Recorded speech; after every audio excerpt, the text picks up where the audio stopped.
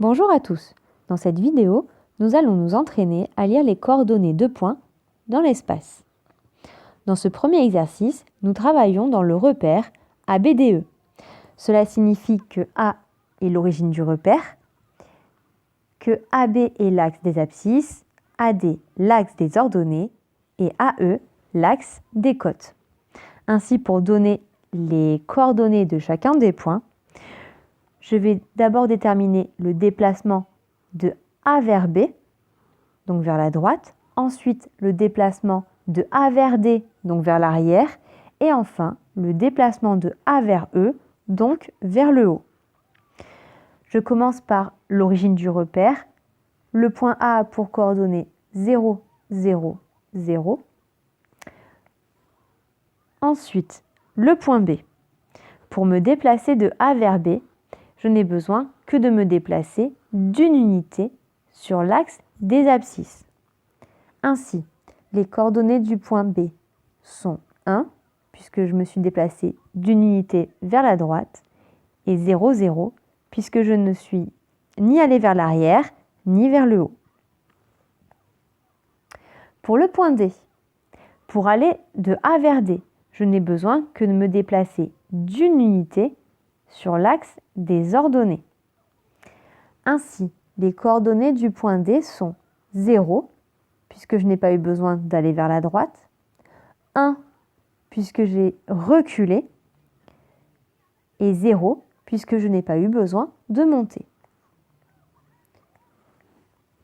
Pour aller de A vers E, je n'ai besoin que de me déplacer d'une unité sur l'axe des côtes. Ainsi, l'abscisse de E est 0 puisque je n'ai pas eu besoin d'aller vers la droite.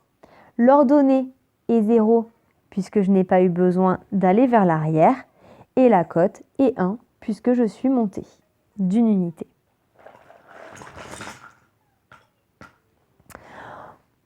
On fait la même chose pour le point C. Donc pour aller du point A vers le point C, j'ai besoin de me déplacer d'une unité vers la droite, puis une unité vers l'arrière, et je n'ai pas besoin de monter. Ainsi, les coordonnées du point C sont 1, puisque je suis allée vers la droite, 1 en ordonnée, puisque je suis allée vers l'arrière, et 0 en côte, puisque je ne suis pas montée. Pour le point F, pour aller de A vers F, je me déplace d'une unité vers la droite, aucune unité vers l'arrière, puis je monte d'une unité. Ainsi, les coordonnées du point F sont 1 en abscisse, puisque je suis allée vers la droite, 0 en ordonnée, puisque je n'ai pas eu besoin d'aller vers l'arrière, et 1 pour les côtes, puisque je suis montée.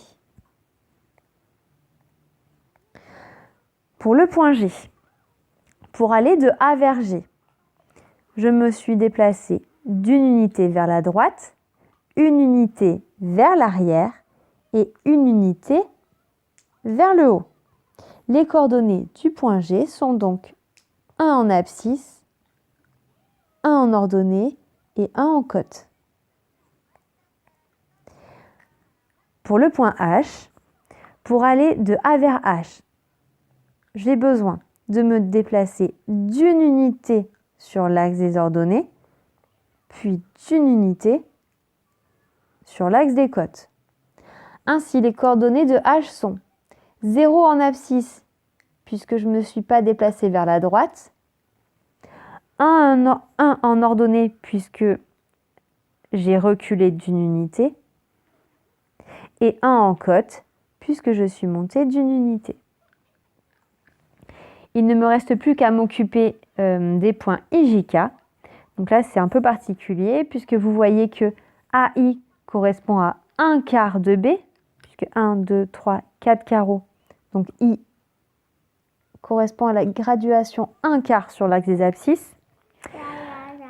AJ est la moitié de AD, donc J est le milieu de AD. Il correspond donc à la graduation 1,5 sur l'axe des ordonnées.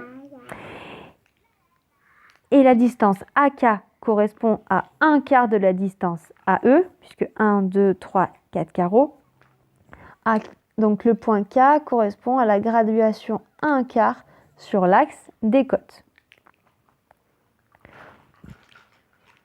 On est parti pour les coordonnées. Pour me déplacer de A vers I, je n'ai besoin que de me déplacer d'1/4 sur l'axe des abscisses. Ainsi, l'abscisse de I est 1/4. Les autres coordonnées sont 0. Pour le point J, je n'ai besoin que de me déplacer sur l'axe des ordonnées jusqu'à la moitié de AD. Donc les coordonnées de J sont 0 puisque je ne suis pas allée vers la droite, 1/2 puisque J est au milieu de AD et 0 en côte puisque je ne suis pas montée. Je termine avec le point K. Donc pour aller de A vers K, je n'ai besoin que de monter d'1/4 d'unité.